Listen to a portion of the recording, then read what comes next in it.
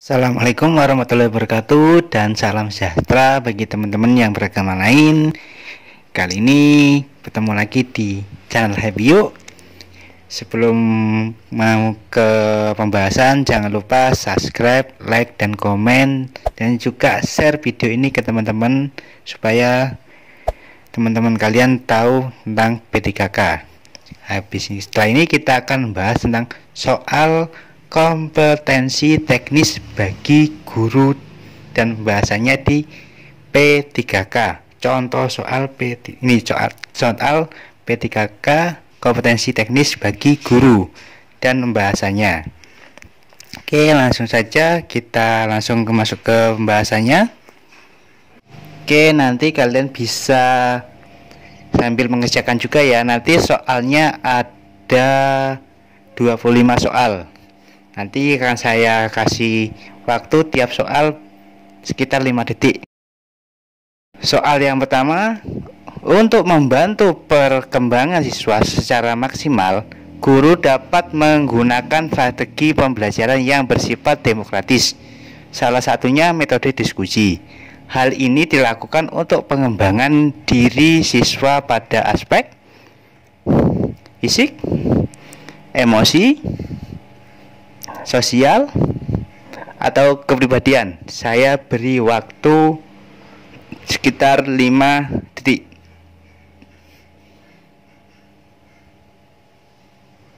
Oke, jawabannya nih, do.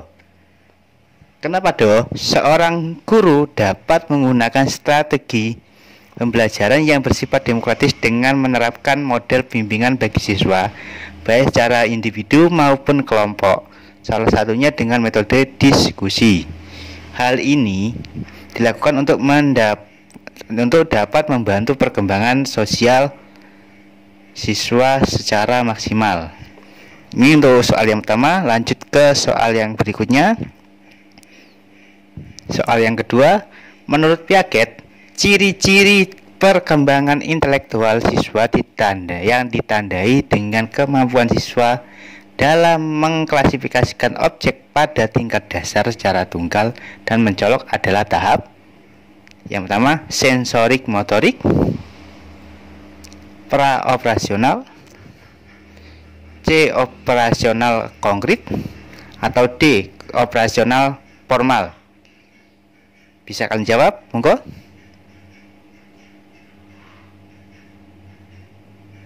Oke, jawabannya adalah B.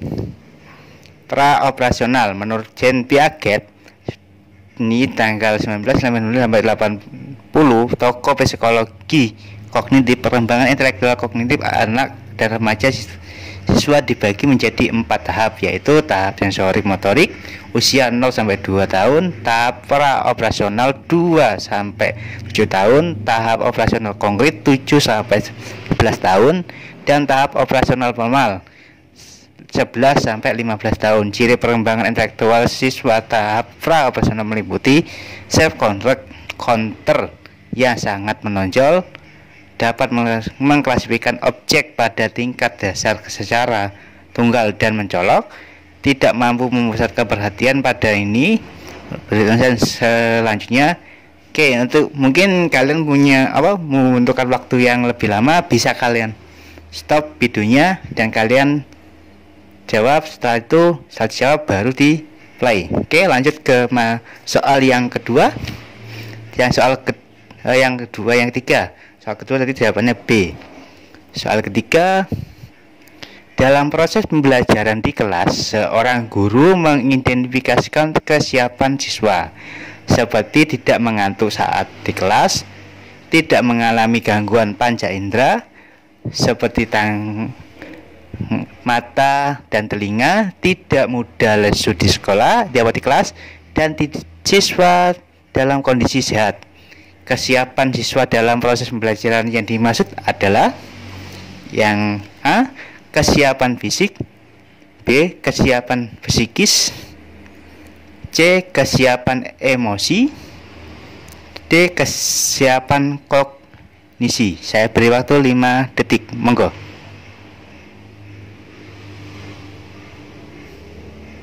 Oke, jawabannya adalah A, kesiapan fisik. Kenapa A? Bagi guru, mengetahui kesiapan siswa dalam proses pembelajaran merupakan hal yang sangat penting. Hal ini dilakukan agar guru dapat memberikan tindak lanjut atau saran tertentu untuk mempersiapkan kondisi siswa dalam proses pembelajaran. Identifikasi kesiapan siswa yang ditandai dengan siswa tidak mengantuk saat di kelas, siswa tidak mengalami gangguan panca indera seperti mata dan telinga, siswa tidak mudah lesu di kelas, dan siswa dalam kondisi sehat merupakan bagian kesiapan fisik siswa dalam proses pembelajaran. Jadi jawabannya nomor 3 A. Oke, lanjut yang nomor 4. Menurut konsep mastery learning, kesulitan siswa ditandai dengan titik. Jawabannya yang A, siswa mengabaikan dan lambat dalam melakukan aktivitas dan menyelesaikan tugas belajar. Tulisannya salah. Yang B, siswa menunjukkan sikap yang kurang produktif dan kurang pantas. C, siswa menunjukkan tingkah laku yang tidak mendukung dan tidak wajar. Yang D, siswa tidak dapat mencapai ukuran keberhasilan tingkat penguasaan minimal dalam pembelajaran tertentu untuk periode pembelajaran tertentu. Saya beri waktu 5 detik, monggo.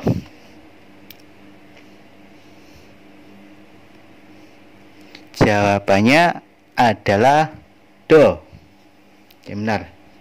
Siswa tidak dapat mencapai ukuran keberhasilan tingkat penguasaan minimal dalam pembelajaran tertentu untuk periode pembelajaran tertentu. Menurut konsep mastery learning, belajar tuntas, kesulitan belajar siswa ditandai dengan A, siswa tidak dapat mencapai ukuran keberhasilan tingkat penguasaan minimal dalam pelajaran tertentu untuk periode pembelajaran tertentu. B, prestasi belajarnya jauh di bawah pretensi yang diperkirakan lebih tinggi. C, siswa tidak mampu melakukan tugas-tugas dalam proses pembelajaran sesuai dengan tingkat perkembangannya. Do, siswa tidak mampu menguasai pengetahuan prasyarat.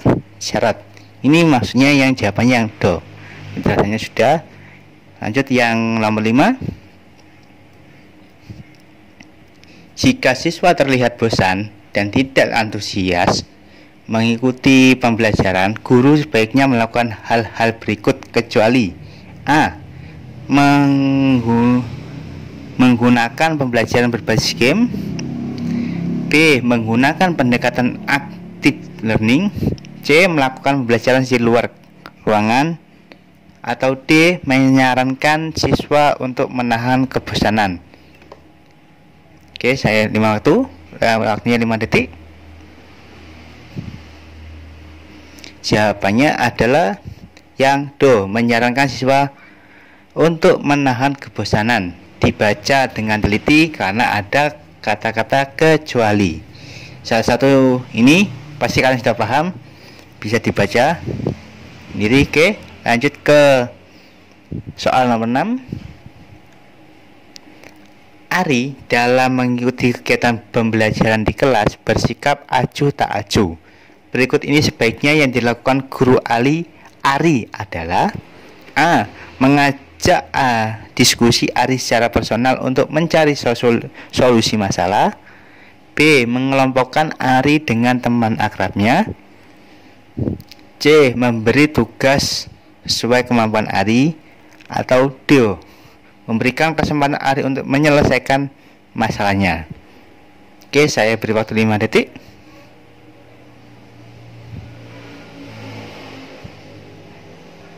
Jawabannya adalah A, mengajak Ari diskusi secara personal untuk mencari solusi masalahnya. Cara yang dapat dilakukan dengan permasalahan siswa yang tidak siap dalam kegiatan pembelajaran adalah melakukan konseling terhadap siswa yang mempunyai masalah dalam pembelajaran di kelas tersebut.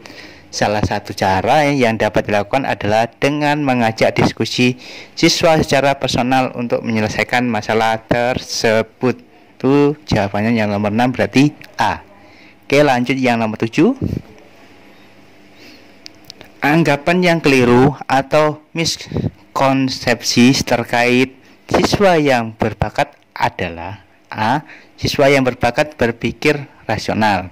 B.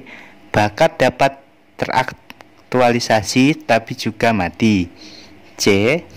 Siswa yang berprestasi adalah siswa yang berprestasi adalah siswa yang berbakat.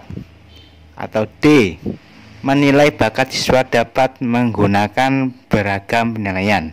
Saya beri waktu 5 detik.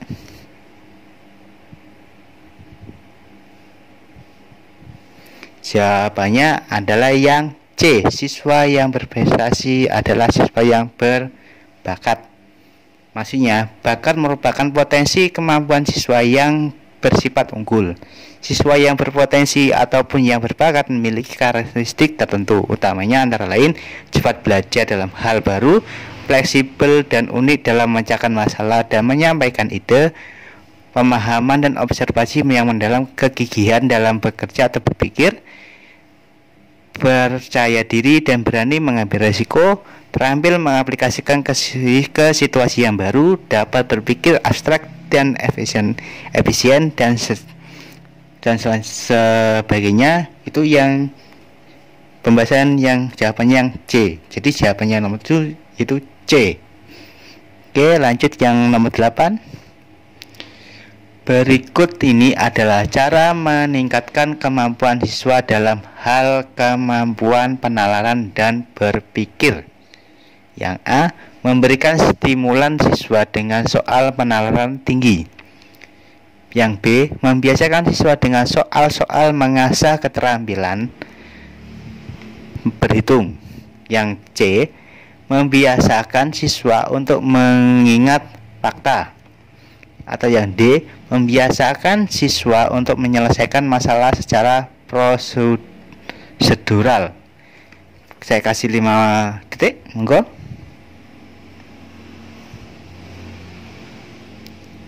Jawabannya adalah A. Memberikan stimulan siswa dengan soal penalaran tinggi. Cara meningkatkan kemampuan dalam kemampuan penalaran tinggi yaitu dengan soal penalaran tinggi. Salah satu caranya ini itu tadi dengan cara memberikan soal high order thinking scheme. Itu juga bisa itu untuk penjelasan yang jawabannya A. Oke, lanjut yang nomor 8, nomor 9 sudah 8 jawabannya A. Yang nomor 9, berikut ini merupakan cara yang dapat dilakukan guru untuk mencegah terjadinya tindak amoral di kalangan siswa SMP, kecuali, maaf tulisannya agak salah ya. A. Guru terus menumbuhkan self-aktivasi siswa. Yang B. Guru menanamkan nilai-nilai keragaman yang melarang tindakan amoral. Yang C. Guru memberikan penjelasan kepada siswa akibat tindakan amoral. Atau yang D. Guru menjelaskan dampak tindakan amoral bagi siswa, keluarga, dan masyarakat. Monggo bisa jawab, saya kasih waktu 5 detik.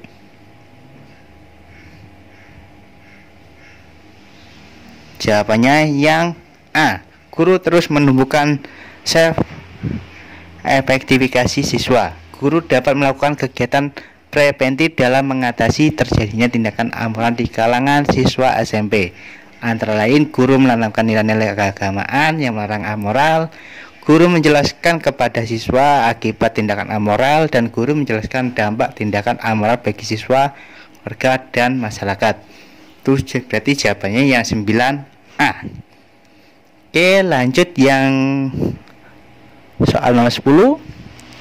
AC memperoleh nilai yang rendah pada tes harian materi garis singgung lingkaran. Guru matematika AC menemukan bahwa AC tidak tepat memodelkan permasalahan dari gambar yang diberikan.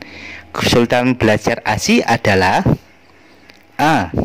Memori, B.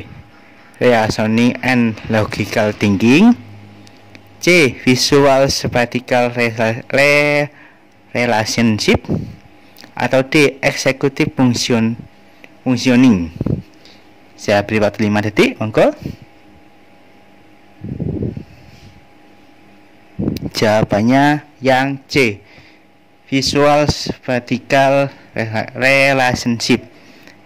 Menurut Barrett, tahun 2015 mengelompokkan kesulitan belajar matematika ke dalam 3 jenis kesulitan, yaitu memori, yakni kesulitan siswa dalam mengingat fakta dasar atau urutan dasar. Yang kedua, reasoning and logical thinking, penalaran dan pemikiran logis, yaitu kelemahan siswa dalam penalaran dan berpikir logis.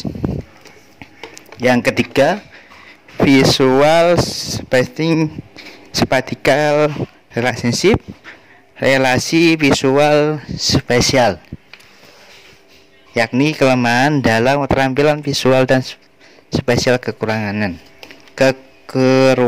ASI mengalami kesulitan visual spatial relationship. Hal ini terjadi karena ASI kesulitan memodelkan permasalahan dari bentuk bangun dan tidak mampu membaca pola sederhana dari gambar dan tulisan.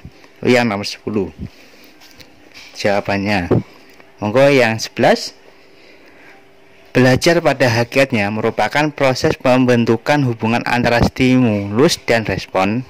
Pernyataan tersebut merupakan teori belajar dari Skinner, yang A, atau B, Ausubel, atau C, Thorndike, atau yang D, Bandura.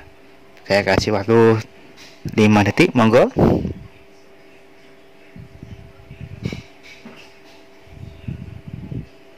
Jawabannya yang Thorndike. Teori belajar stimulus respon dikembangkan oleh Thorndike ialah mengemukakan bahwa hakikat belajar merupakan proses pembentukan hubungan antara stimulus dan respon. Belajar akan berhasil bila respon siswa terhadap suatu stimulus diikuti dengan rasa senang dan kepuasan. Rasa senang atau kepuasan ini bisa timbul akibat anak mendapatkan pujian atau hadiah, reward. Itu maksudnya yang jawaban yang C. Dari yang 11 monggo. Terus lanjut yang nomor 12. Bu Siska akan menyampaikan materi dalam kelasnya. Sebelum memulai proses pembelajaran, belajar mengajar, Bu Siska memastikan siswa siap mengikuti pembelajaran yang akan disampaikan dengan memberikan aktivitas yang menarik perhatian siswa yang agar dapat mengikuti kegiatan belajar mengajar. Langkah yang dilakukan Bu Siska termasuk salah satu penerapan teori belajar: A. Berner, B. Thorndike, C. Bandura, atau D. Skinner. Saya beri waktu 5 detik, monggo.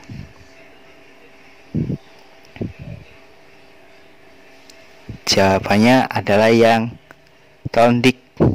Langkah-langkah yang dilakukan oleh Bu Siska adalah merupakan pembelajaran berdasarkan teori belajar Thorndike. Salah satu implementasi teori belajar Thorndike dalam kegiatan belajar mengajar adalah guru perlu memberikan contoh kegiatan sehari-hari dalam proses pembelajaran untuk menjelaskan suatu konsep. Selain itu, guru menerapkan metode pemberian tugas dan latihan untuk penguatan dan penghafalan. Oke, lanjut yang nomor 13. Hebat nak, tingkatkan prestasimu, kata Pak Alif, guru kelas 3 suatu sekolah dasar. Penguatan positif Pak Alif disampaikan terhadap siswa yang berprestasi. Tindakan Pak Alif tersebut sesuai teori belajar yang dikemukakan oleh A. Bandura, B. Pavlov, C. Skinner, atau D. Thorndike. Saya beri waktu 5 detik.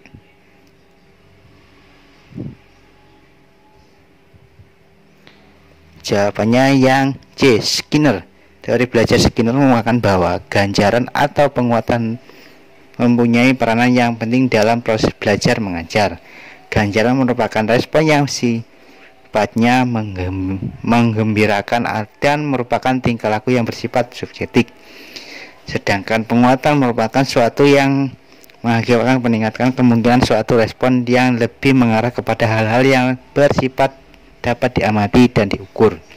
Kata ucapan Pak alif tersebut merupakan bentuk ganjaran atau penguatan yang positif agar keberhasilan prestasi anak didiknya. Jadi jawabannya yang C, yang nomor 13. Lanjut yang 14. Konsep penting dalam teori belajar dari Vygotsky adalah A. Scaffolding dan conditioning. Yang B. Scaffolding dan zone of proximal development atau ZPD. Atau C. Zona of proximal development low effect dan scaffolding. Atau D. reinforcement dan punishment. Saya beri waktu 5 detik, monggo.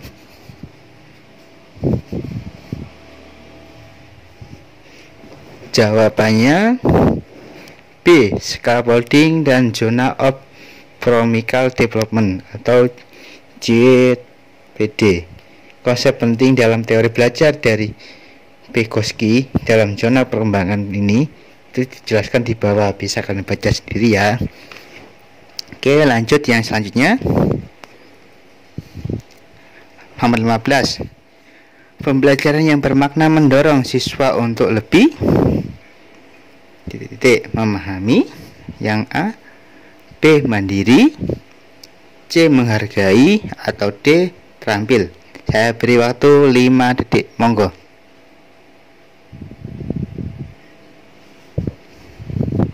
Jawabannya yang A, memahami. Untuk penjelasannya bisa kalian baca sendiri ya. Bisa di pause terus dibaca. Oke. Lanjut yang 16. Salah satu contoh kegiatan apersepsi dalam membuka pelajaran adalah A. Mengucapkan salam. B. Menanyakan siswa yang tidak masuk. C. Mengingatkan kembali materi sebelumnya yang terkait. Atau D. Semua jawaban benar. Saya kasih waktu 5 detik, monggo.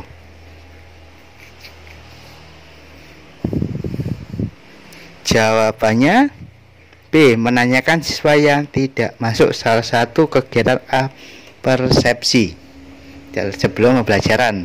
Untuk penjelasannya bisa dibaca di penjelasannya. Oke, lanjut ke nomor 17. Klarifikasi, meminta siswa memberikan alasan, meminta kesepakatan pandangan, meminta ketetapan jawaban, dan meminta jawaban yang lebih relevan adalah bagian dari A. Tujuan guru memberikan pertanyaan. B. Komponen-komponen memberikan pertanyaan. C. Fungsi guru memberi pertanyaan. D. Teknik pertanyaan pelacak yang dilakukan guru. Atau D. Oke. Saya beri waktu 5 detik, monggo.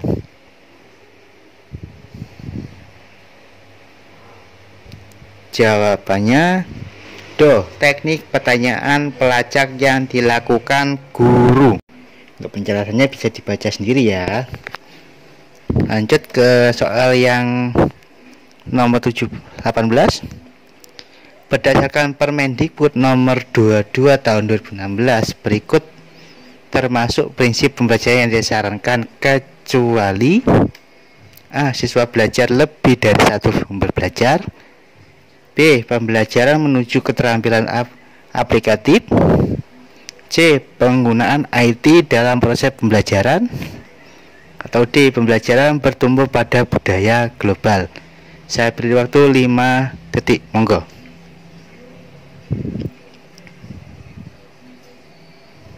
Jawabannya yang Do. Pembelajaran bertumbuh pada budaya global. Untuk penjelasannya, untuk Permendikbud bisa dibaca di sini atau dicari di internet di Mbah Google. Oke. Lanjut ke soal 19.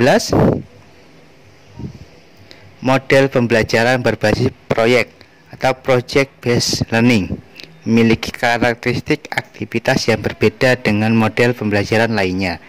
Berikut ini pernyataan yang benar terkait aktivitas siswa dalam model pembelajaran berbasis proyek adalah: A. Aktivitas belajar menuntut keterampilan siswa yang multi aspek. B. Seluruh aktivitas siswa dilakukan di luar kelas dalam dunia nyata. C. Aktivitas siswa meliputi keterampilan statistika. Atau D. Aktivitas siswa meliputi belajar kelompok. Saya beri waktu 5 detik, monggo.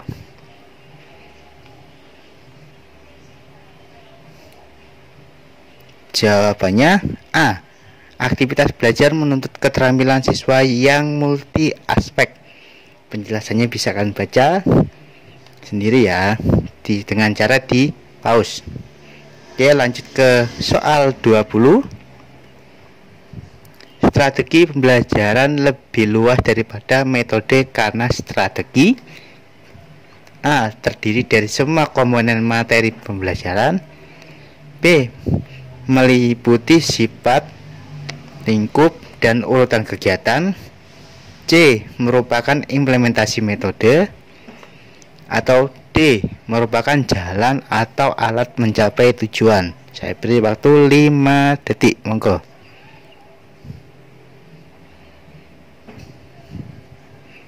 Jawabannya yang B. Meliputi sifat, lingkup, dan urutan kegiatan. Untuk penjelasannya bisa kalian baca dan bisa kalian cari di internet ya. Oke, lanjut ke soal berikutnya. Nomor 21. Salah satu pengalaman belajar berikut ini sesuai dengan penerapan pembelajaran berbasis masalah adalah: A. Siswa mendaftarkan dan mencoba berbagai cara menyelesaikan masalah. B. Siswa berdiskusi dalam kelompoknya mengenai suatu masalah. C. Siswa mempresentasikan hasil pekerjaan masing-masing. Atau D. Siswa mengumpulkan data lewat survei dan eksperimen. Saya beri waktu 5 detik, monggo.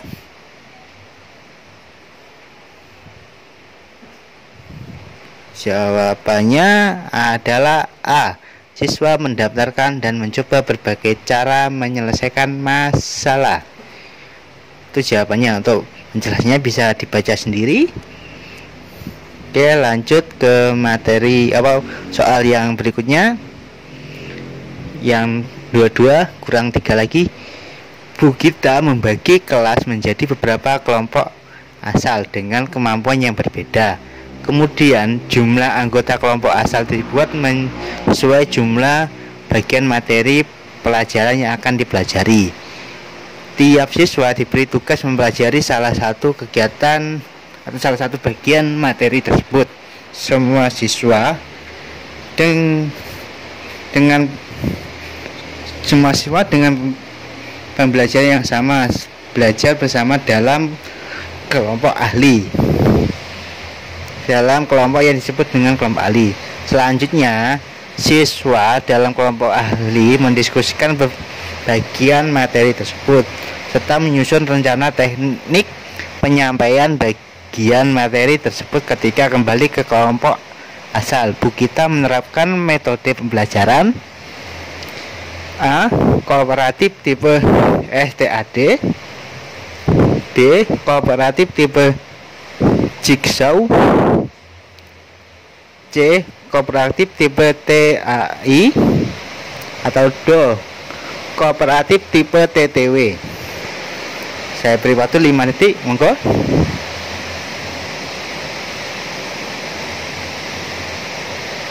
Jawabannya B. Kooperatif tipe Jigsaw. Untuk penjelasannya bisa dibaca sendiri ya. Oke, lanjut ke soal berikutnya, soal 23. Menurut Tomlinson, prinsip pembelajaran berdiferensiasi adalah: A. Perbedaan siswa dipelajari sebagai landasan perencanaan pembelajaran. B. Penilaian pengajaran tidak terpisahkan. C. C. Perhatikan bentuk kecerdasan yang beragam. Ya, C. Memperhatikan bentuk kecerdasan yang beragam.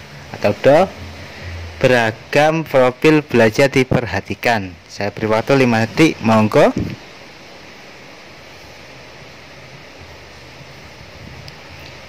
Jawabannya adalah yang B. Penilaian dan pengajaran tidak terpisahkan. Untuk penjelasannya bisa dibaca di bawahnya ya. Oke, lanjut ke materi 424. Ketika mengintegrasikan pendekatan saintifik dengan model pembelajaran penemuan, kegiatan mengasosiasi pada pendekatan saintifik pertama kali dilakukan pada fase A. Stimulation, C. Problem statement, D. Data collection, atau D. Data processing. Saya beri waktu 5 detik, monggo.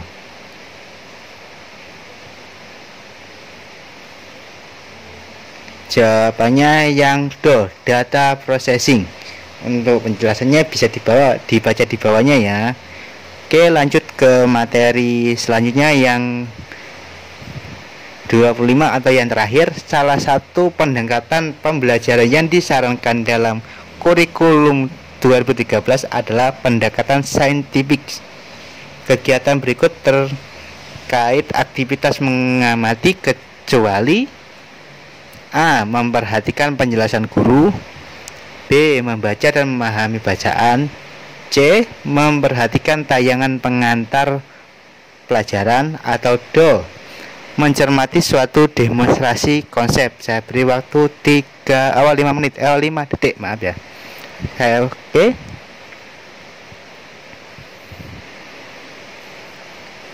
Jawabannya yang A. Memperhatikan penjelasan guru. Untuk penjelasannya bisa kalian baca di bawah. Nah, itu saja untuk soal kompetensi teknis bagi guru untuk yang tahap pertama, dan bahasanya bisa untuk pembelajaran persiapan belajar untuk menghadapi P3K tahun ini. Dan tunggu soal selanjutnya mengenai sosial kultural, tes skolatik atau penalaran di konten selanjutnya. Oke, saya Iri, assalamualaikum warahmatullahi wabarakatuh, salam happy.